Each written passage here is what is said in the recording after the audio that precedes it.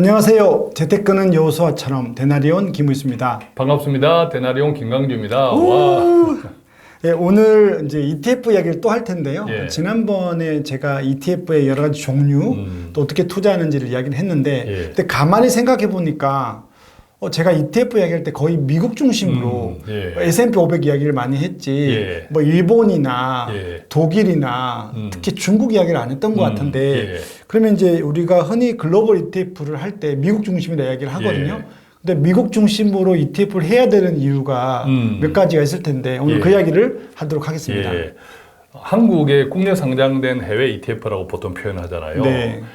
국내 상장 해외 ETF들을 보면 네. 대부분 미국 경제, 미국 주식 시장을 기초로 한 ETF들이에요. 기초 자산이 미국 예, 중심이다. 기초 자산이 최근에 계속 나오는 것들을 보면 뭐 S&P 500, 나스닥 100은 말할 것도 없거니와 네. 뭐 빅테크, 뭐 별의별 것들이 네. 다 미국 중심이에요.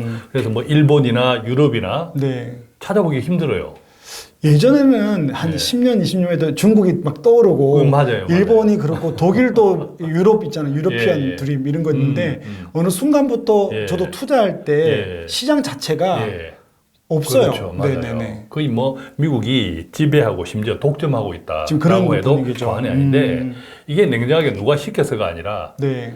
시장의 자연적인 흐름이라는 거죠, 이게. 그 자본주의 그렇죠. 경제가 그런 거죠. 이것은 마치 우리가 아담 스미스의 보이지 않는 손 이야기하잖아요. 네. 자, 그것과 큰 틀에서는 같거든요. 그래서 네.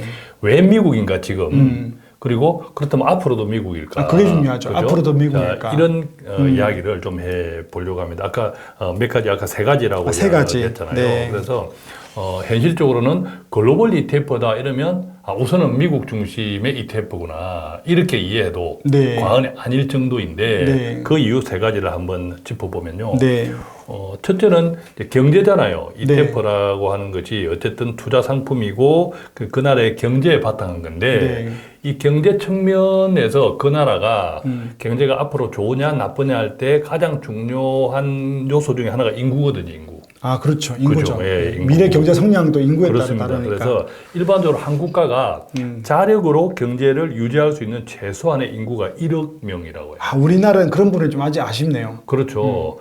반대로 이웃 일본을 비교하면 일본은 1억 넘죠. 1억 명이 네, 넘잖아요. 네, 네, 네. 이제 그 측면에서 1억이 되냐 되지 않냐 하는 것은 이게 자력으로 경제 즉 내수 내수 소비 예컨대 경제. 뭐 인도라든지 중국은 얼마나 인구가 많아요. 맞습니다. 인구가 많으니까 이들 나라들은 수출로 먹고 사는 게 아니라 내수, 맞습니다. 자력으로 먹고 살 수 있는 기초가 되어 있는데 네. 한국은 그렇지 못하기 때문에 수출 국가일 수밖에 없는 거죠. 수출을 통해서 먹고 살아야 되는 한국. 네. 그에 비하면 미국은 3억 명이거든요. 3억이 넘어요. 아, 전 미국 인구는 생각 안 해봤는데 3억이 넘거든요. 3억이 넘습니다. 많네요. 그러다 보니까 미국 경제도 내수가 중심이에요. 내수가 미국 경제를 주도합니다. 그래서 이것만 단적으로 이제 생각해 보면 인구가 늘어나는 국가는 계속 성장하겠죠. 네. 그 다음에 인구가 줄어드는 국가는 상당한 어려움을 겪을 수밖에 없는 거죠. 그런데 네.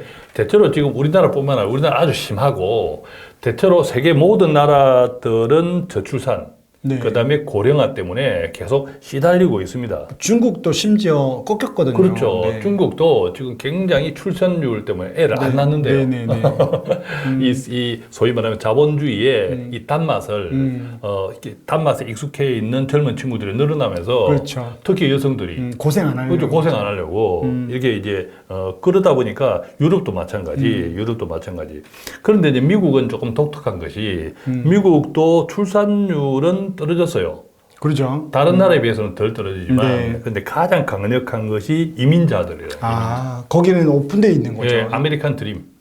아메리칸 드림이 한국인들한테는 과거였지만 지금 아메리칸 드림이 중남미라든지 여전히 강력한 그 이민자들이 인구가 계속 들어오면서 미국 인구를 지탱하고 있는 거죠.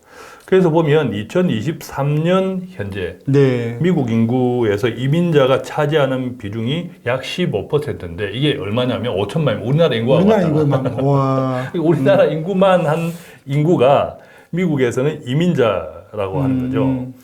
자, 그래서 보면 미국의 학계 출산율은 1.66명이래요. 네. 우리가 단순하게 보면 부부가 2명은 낳아야 본전이잖아요. 맞습니다. 1.66명은 본전이야. 미국 인구 자체만 보면 줄어들 수 있는 출산율이죠. 근데 그거를 이민자로 메꾸는 맞아요, 거죠. 맞아요. 그게 그래서 이민자들을 합치니까 미국이 지속 가능한 평균 2.1명이라 그럽니다. 야, 우리나라가 1명이 안 되니까 2.1명이에요. 그렇습니다. 이민자 합쳐서.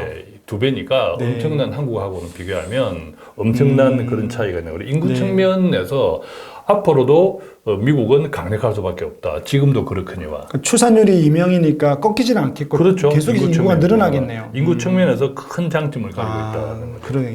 자, 인구 측면에서 장점이 갖고 있습니다. 예. 저 두 번째는 뭘까요? 두 번째는 기술이죠. 이것은 뭐 다 동의하실 건데 반도체를 비롯한 대부분의 원천 기술은 미국 또는 유럽이 가지고 있어요. 네. 미국 또는 유럽. 우리가 예컨대 조선업의 강국이잖아요. 맞습니다. 근데 조선업, 즉 큰 배를 제작하고 하는데 필요한 원천 기술들은 특히 유럽들이 많이 가지고 있어요. 그래서 계속 우리는 큰 로얄티를 지급하고 있거든요. 맞습니다. 미국에도 마찬가지고. 네네네네. 뭐 최근 붐을 이루고 있는 뭐 챗 GPT도 네. 말할 것도 없죠. 네. 거의 모든 원천 기술들이 우리 한국 것이 아니라 미국 중심인 그다음에 거죠. 유럽, 네. 특히 이제 미국이 많아요. 그래서 미국은 대부분의 원천 기술을 장악하고 있고 반도체 핵심 장비 설계, 이 팹리스라고 하죠. 네. 그런 분야에서도 미국은 단연코 세계 탑 넘버 네. 원이죠. 자, 이런 원천 기술에 대한 강력한 파워 때문에 미중 무역 전쟁에서도 네, 네. 항상 네. 진여체 TV를 질 수 있는. 맞아요. 자, 그것이 또 이 기술에 대한 문제이거든요. 그러니까 앞에서 우리가 보았던 인구 문제, 그다음에 기술, 네. 이것하고 이제 합쳐지니까 맞습니다. 1 플러스 1이 시너지가 나는 거죠. 단순한 2가 아니라 이렇게 시너지가 나는 거죠.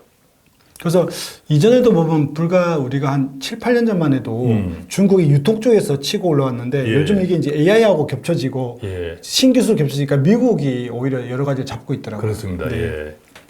자, 그러면 세 번째 뭐가 이 있을까요? 마지막 세 번째는 우리가 지난 영상에서도 한번 이야기했어요. 다 같이 잘 살기 원하면 다 같이 망한다. 이게 자본주의의 냉혹함입니다. 자유 경쟁이죠. 네. 우리 아담 부부가 쫓겨나오면서 엉겅퀴 네. 이런 이야기가 나오는 것은 어쨌든 땅은 선물이지만 네. 이 아담 부부를 살려준 선물이지만 네. 대신에 너희들은 고난을 겪을 것이다. 그렇죠. 이게 가치 있는 거잖아요. 네. 근데 그것을 잘 분별해라. 그래서 뭐 가시 엉겅퀴 이제 이런 것들이 있는 건데 이것이 이제 자본주의가 가지고 있는 자유 경쟁으로 인한 단점이고 극복해야 될 부분이죠, 우리가. 근데 그것이 가장 첨예한 국가가 바로 미국이라는 거예요, 자유 경쟁이. 그렇게 보면 네. 제가 10년 전에 유로피언 드림이라는 책을 읽고 예. 삶의 행복 지수를 볼 때는 유럽이 미국을 능가한다 그랬는데 지금 여러 가지 경쟁 체제를 볼 때는 예. 거기가 도전 의식이 별로 없고 맞아요. 만족하다 보니 예. 신기술의 개발이 옛날보다는 예. 안 돼 있잖아요. 예. 원천 기술을 갖고 있지만 그렇게 본다면 여전히 예. 미국이 아이러니하게도 그렇죠. 그런 측면에서 계속 탐욕스러운 국가임에도 그렇죠. 불구하고 자본주의가 발전하는 또 다른 면이 있는 맞아요. 거죠. 그러니까 우리가 유럽 중에서도 뭐 서유럽보다는 오히려 이제 북유럽 네. 같은 데는 복지, 다 같이 잘 살아야 된다. 그렇죠. 이런 것들이 상당히 가치, 잘 잡혀 보편적인 있죠. 가치를 형성하고 있잖아요. 네네네. 그런데 아이러니하게도 경제 성장은 미국에 비해서 점점 뒤처지고 있어요. 네. 예전에는 유럽 쪽이 더 좋았는데 예, 지금 예. 미국이 더 치고 올라가고 점점 뒤처지고 그런 있습니다. 측면이 있는 거죠. 세계관적인 그렇죠. 측면이. 그러니까 우리가 지난번에 ETF를 이야기했잖아요. 네. ETF는 대표 지수 같은 경우에는 그 나라의 경제 네. 대표의 그 경제에 투자하는 건데 맞습니다. 그러면 이제 경제 총액으로 볼 때는 네. 미국이 훨씬 나은 거죠. 그럼요. 그죠? 그 안에 세부적으로 들어갈 때 빈익빈 부익부 이런 불평등 지수는 미국이 오히려 계속 커지고 있어요. 내부적으로. 왜? 자유 경쟁 때문에. 그러다 보니 얼마 전 기사를 봤는데 엔비디아 시가총액이 네. 독일 전체 정시보다 높다는 이야기도. 그만큼 이제 지금 이게 지금 미국 중심으로 맞습니다. 경제가 재편되고 예, 있지 않나. 예. 네. 그러니까 실제로 이 국제통화기금 IMF에 따르면요. 네. 지난 2012년도 네. GDP 기준으로 미국이 유럽을 그때 추월했대요. 뭐 미국. 네덜란드, 독일, 영국이 아니고 그렇죠. 유럽 전체를. 유럽 전체를. 네. 2012년도에 추월했고 네. 그 뒤로 10년 뒤인 네. 2022년에는 무려 그 차이가 네. 8조 8천억 달러니까 우리나라 돈으로 1경 한 2천조 원 정도. 숫자를 책에서 한 번은 일경을 좀 보네요. 이거 엄청나게 야. 미국이라는 단일 국가랑 네. 유럽 전체 EU, 네. 유럽 전체랑 이게 비교가 안 되게 계속 벌어지고 있다는 거죠. 그래서 구체적으로 보면 저는 이 기사 보고 깜짝 놀랐는데 EU의 1인당 평균 GDP가 네. 미국의 50개주 가운데 49등이래요. EU 전체의 평균 GDP가 네. 1인당 평균 GDP가 미국의 59주 가운데 49위에 해당한다. 그러니까 이 말은 무슨 말이냐면 EU를 만약에 미국이 편입한다고 하면 네, 한 주? 한 주 뭐 한 49등, 59등 된다. 야, 이게 불과 10년, 20년 전에는 안 그랬는데 예. 이게 그만큼 이게 경제 구조가 바뀌었다는 그렇습니다. 거예요. 규모의 예. 경제다 보니까. 예, 그렇습니다. 그다음에 요것은 1인당 평균 GDP 기준이고 네, 네. 경제력 전체 네. 1인당 평균이 아니라 경제력 전체를 기준으로 해도 독일과 프랑스조차도 미국에 주로 편입이 되면 네, 네, 네. 각각 39등, 49등에 불과해요. 독일이 39위밖에 안 됐다고요? 독일이 미국 주를 따지면 39등, 그다음에 프랑스는 49등. 야, 캘리포니아보다도 안 돼 있는 거다. 그러니까 이제 캘리포니아 GDP는 영국보다 많고 텍사스와 뉴욕주를 합친 세 개 주의 GDP는 유럽 최대 국가인 독일을 능가한다. 이렇게 나오니까 뭐 몇 가지 말씀드렸지만 한마디로 미국이 막강하다. 그다음에 이 미국이 치고 나가고 있는 속도는 네. 유럽의 속도보다 훨씬 빠르다. 그러니까 지금 뭐 우리가 투자로 볼 때는 예. 어느 나라가 행복하고 이게 문제가 아니고 이게 규모의 문제가 경제니까 예. 그죠? 경제 구조나 미래 성장 가치를 봐야 되니까 그렇습니다. 어쩔 수가 없네요. 맞아요. 네. 그러니까 우리가 이제 투자하는 측면에서는 특히 ETF, ETF는 특히 대표 지수 중심 맞습니다. 이렇게 맞습니다. 보면 네. 이 대표 지수가 앞으로 어디가 전망이 좋을 건가 네. 할 때는 이게 그 속에 뭐 분위빈, 비빈 이게 상관이 없잖아요. 네, 맞습니다. 그렇게 볼 때는 그냥 단연 미국일 수밖에 없고. 뭐 미국의 좋다남을 떠나서 그렇죠. 우리 투자를 정말 지혜가 필요한 거죠. 그러다 보니까 한국 시장에 상장되는 이런 글로벌 ETF라는 글로벌 ETF면 그 속에 들어가면 미국도 있고 일본도 있고 유럽도 있고 중국도 있고 이래야 되는데 그렇죠. 이래야 되는데 사실은 글로벌 ETF 이꼴은 미국 ETF더라. 맞습니다. 이게 지금 현실인 거죠. 그래서 지금도 마찬가지고 앞으로도 여전히 미국은 기어이 땅일 것이다. 네. 물론 영원한 제국은 없죠. 그렇죠. 제국은 없고 미국 역시 언젠가는 또 교체가 되겠죠, 그죠? 그게 우리가 하나님 앞에 가져야 될 겸손이죠. 맞습니다. 예, 그래서 심지어 요즘은 달러가 휴대된다. 요즘 미국 재정 적자 엄청 심하잖아요. 맞습니다. 그리고 뭐 달러를 찍어내는 것이 그냥 뭐 여전히 진짜 헬리콥터처럼 찍어내고 있는 것도 사실이고 네. 그러다 보니까 뭐 비트코인 이런 가상화폐들이 대체 자산으로 예, 돈이 대체 필요하죠. 자산으로 또 대신 뭐 다 그냥 두각을 나타내고 하고 있긴 한데 네. 하고 또 미국 내부적으로도 이 자유 경쟁에 따른 백인과 유색 인종 사이의 어떤 빈부격차, 네, 양극화. 또 부자와 서민들의 양극화도 네. 갈수록 심해지고 있어요. 그런데 우리가 조금 전에 이야기한 것처럼 돈을 이렇게 불리는 것과 우리 크리스찬 입장에서 쓰는 것은 좀 구별해야 된다는 거죠. 네. 그러니까 돈을 불리는 것은 돈을 불릴 수 있는 방법으로 불려야 되는 거고, 그렇죠. 돈을 쓰는 것은 또 우리가 좀 소외되고, 네. 나름대로 우리 주변에 함께하기 원하는 네. 이런 또 하나님께서 보내주신 이웃들과 함께 그렇죠. 써야 되잖아요. 네. 그래서 불리는 것과 돈을 쓰는 것은 구별해야 할 때 여전히 미국 중심의 글로벌 ETF 네. 자, 이런 투자가 좋을 수밖에 없다 이렇게 생각하는 거죠. 네.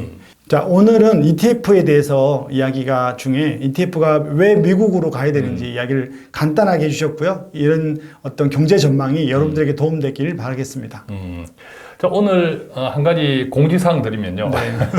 저희 데나리온이 가끔씩 저희도 재충전을 해야 되니까 맞습니다. 가끔씩 방학을 하는데 이번에는 7월, 8월, 9월 이렇게 석 달 동안 방학 겸 네. 재충전을 하는 시간을 갖도록 하고요. 네. 그래서 저희는 다시 10월 달에 네. 다시 돌아올 겁니다. 그리고 오늘 이 ETF를 최근에 오늘까지 해서 한 2강 정도 했잖아요. 네네네.